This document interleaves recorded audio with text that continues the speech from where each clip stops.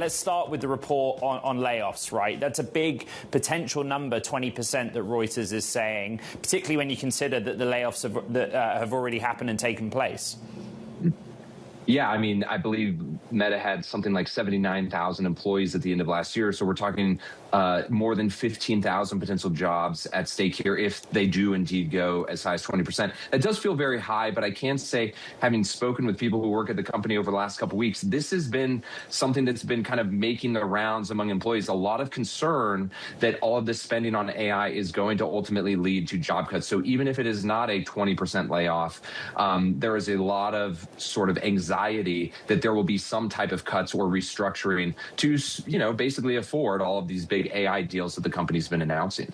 Look, Jack Dorsey with Block, many others doing similar. Atlassian was something we were talking about at the end of last week. Is this a story of, though, also AI delivering in terms of productivity, not just having to restrain spending elsewhere?